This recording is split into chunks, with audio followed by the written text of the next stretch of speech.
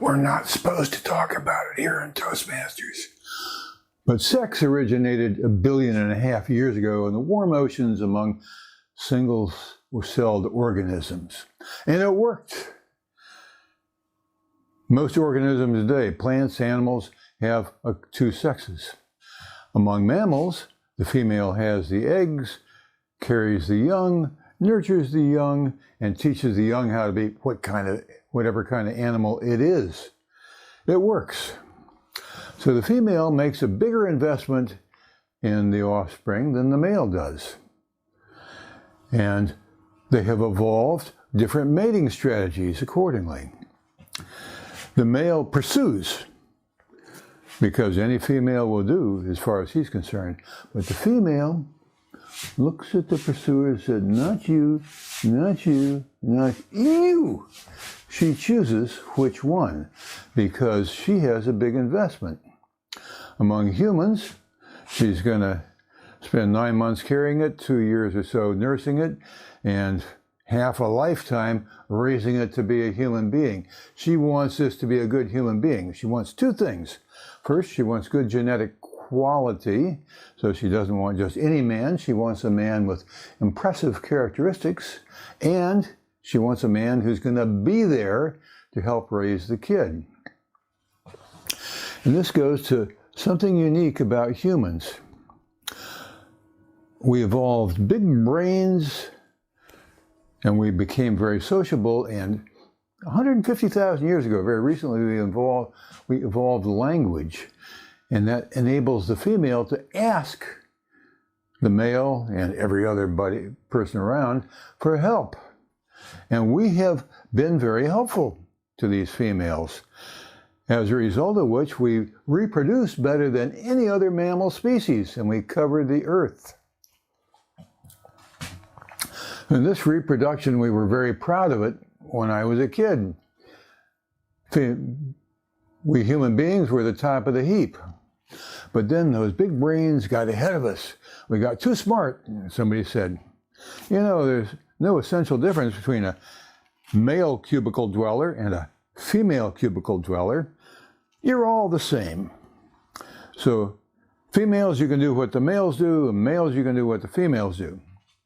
Well, the females leapt at the opportunity to do what the males do, and the males were, I don't want to do that.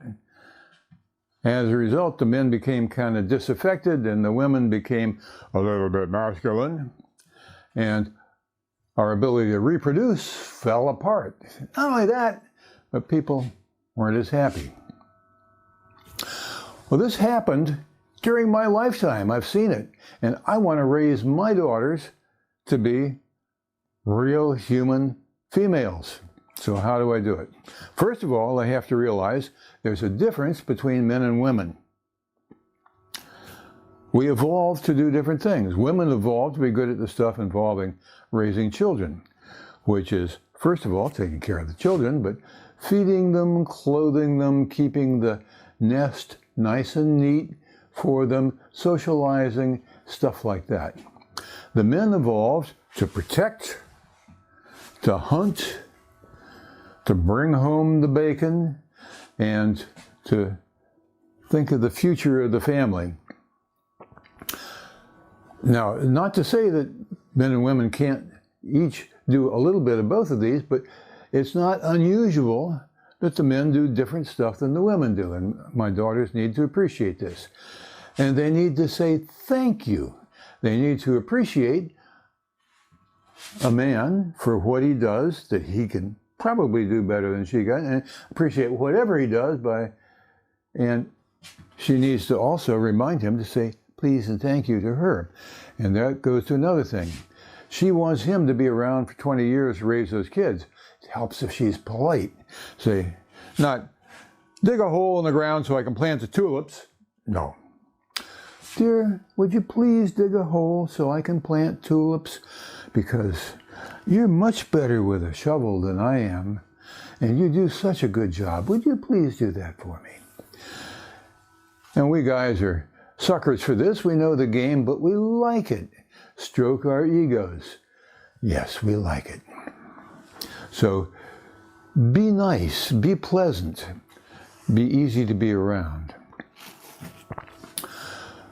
Another thing you should do to keep a man is respect him. One obvious way is when you're with your husband, don't make eyes at other men, don't flirt with them, but respect him as your man. Respect his time. Don't bother him with little stuff because he should be busy with big stuff concerning your family. And respect his things. Don't take his stuff without asking, and you can certainly ask him to do the same for you. So mutual respect, very important in a marriage. Now I'm going to go to the most important thing. Now you realize that every woman has what men want. But men don't want it from a woman who gives it to every man who wants it. We want somebody who thinks that we're special. So you need to cultivate in us the belief that you're special and we're special. And how do you do this? The rules say, be easy to be with, but hard to get. So man, the pursuer, will come and say, can I have a kiss? You say, no, not yet. We don't know each other well enough.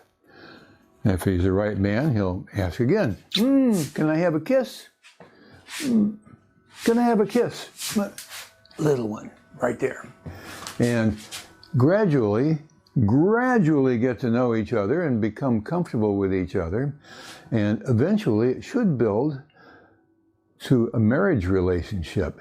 So you give yourself to him completely when you're sure that he's going to be yours for a lifetime.